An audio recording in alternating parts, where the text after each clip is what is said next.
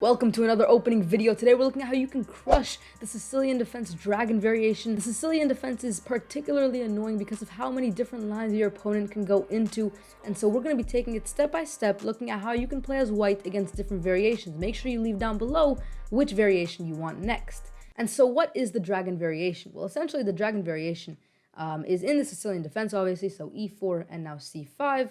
And you're going to find yourself in this position. This is known as the dragon variation. It might be a little bit different, but essentially black has this very powerful idea of developing very quickly here on the king side and castling very quickly.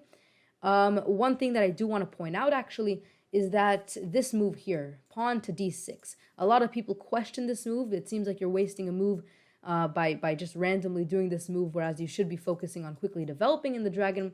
But the point is, if you quickly develop and you forget to play d6, well, now white has e5, grabbing space, kicking the knight out immediately. It's just very hard for black to deal with it, which is why typically you see d6 and only afterwards knight to f6, and the dragon is on the board, the dragon variation. And so what do you want to do here? Well, I did kind of reveal the move right now by accident, but you're going to be going for bishop to e3. And the point is, with a combination of moves with bishop e3 and f3, which you end up playing right now, you find yourself in this position where black is going to castle very quickly. And because black is going to castle so quickly, and they're committing to this kingside castle very early on, you have a very unique ability to attack very quickly. Obviously, you're not going to want to castle kingside, especially when you play f3. Notice that if you ended up playing instead f4, or at least later on in the game, then that is something that typically, is associated with the kingside castle, because you trade off this pawn and now your rook gets into the game.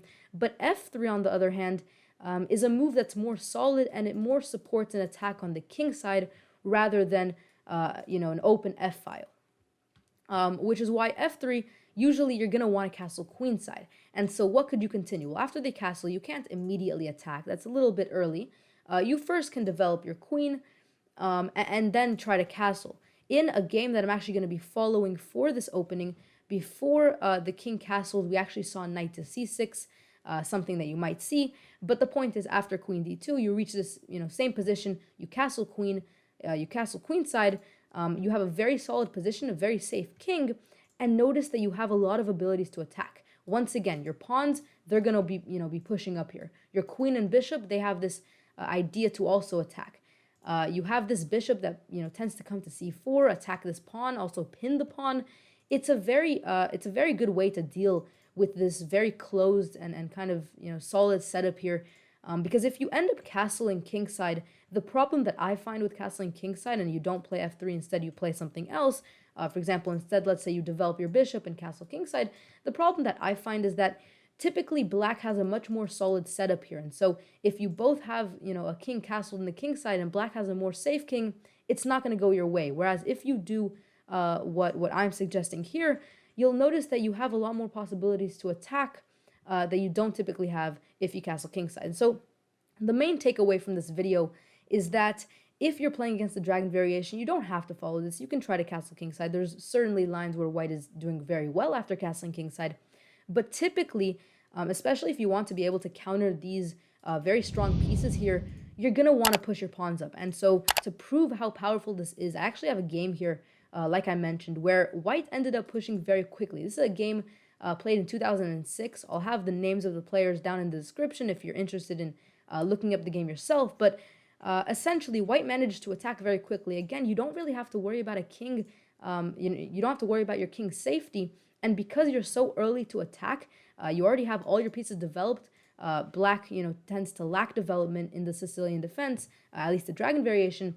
You have the ability to attack way quicker than black does on your side. And notice that, yeah, black will try to attack here on the queen side. I mean, that's typically what happens if you castle opposite sides. You both try to attack. But the point is you're very quick to attack, and that's what you definitely should be trying to do.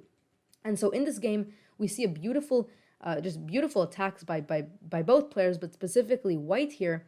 You notice the queen is kicked back, and here we see a beautiful move, sacking the exchange. The point is after the pawn takes, you have queen to g5 check. The king can move somewhere, then you take the pawn, and look at how open this king is. You can try to slide a rook in, maybe also try to attack with a bishop, and you'll be able to attack. Again, try to, not forget that black is also going to be trying to orchestrate an attack, but you definitely have that ability to attack very quickly here, and that is one of the biggest advantages. So hopefully from this video, gave you a sense of idea of what you could be trying to look for in the Sicilian defense dragon variation. Make sure you comment down below other variations you want me to comment on, and show you how to play against as white.